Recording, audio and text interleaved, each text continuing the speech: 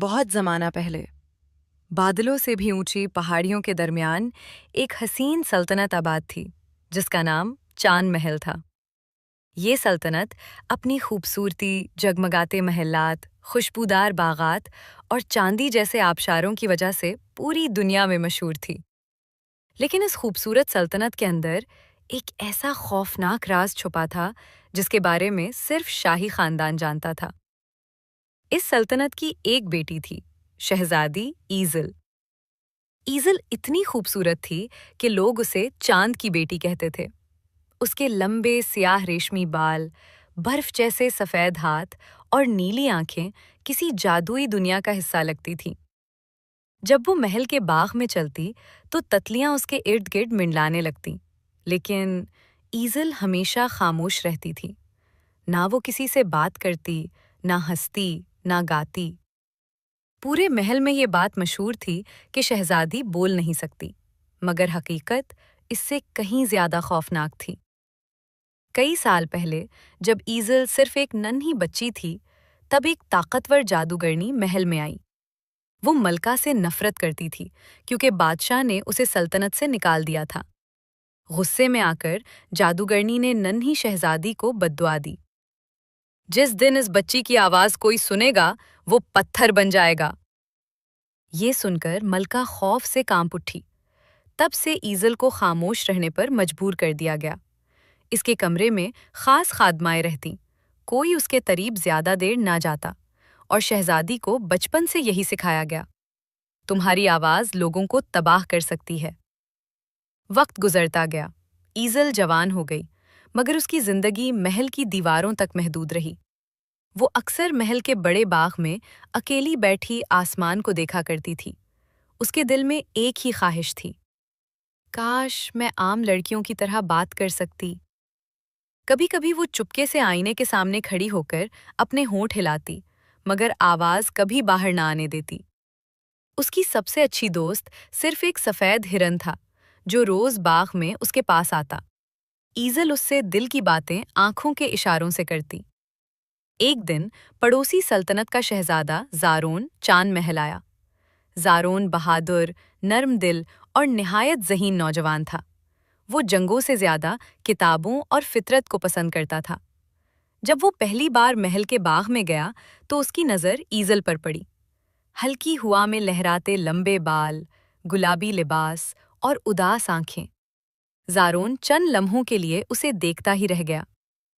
اس نے دل ہی دل میں کہا، یہ دنیا کی سب سے خوبصورت لڑکی ہے۔ زارون آہستہ آہستہ ایزل کے قریب گیا۔ السلام علیکم شہزادی۔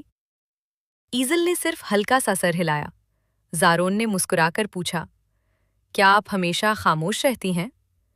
ایزل نے نظریں جھکا لی۔ اس دن کے بعد زارون روز باغ میں آنے لگا۔ وہ ایزل سے باتیں کرتا، اسے پھول لا کر دیتا اور دلچسپ کہانیاں سناتا۔ ایزل خاموش رہتی، مگر اس کی آنکھوں میں پہلی بار خوشی دکھائی دینے لگی۔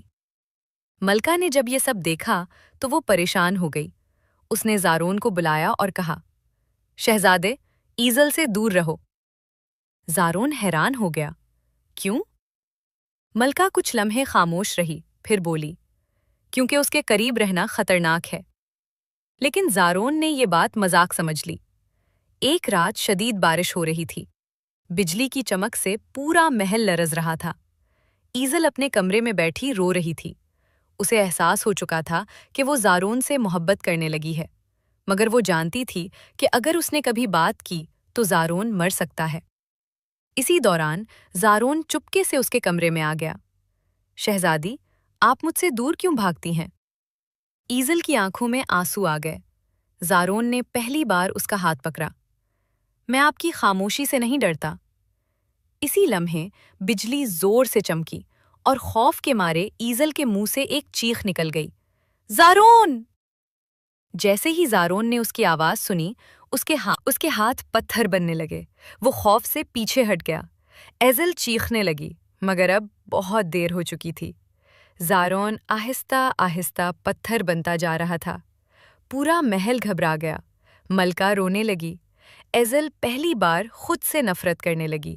वो ज़ारौन के सामने घुटनों के बल बैठ गई और रोते हुए आसमान की तरफ देखकर दुआ मांगने लगी।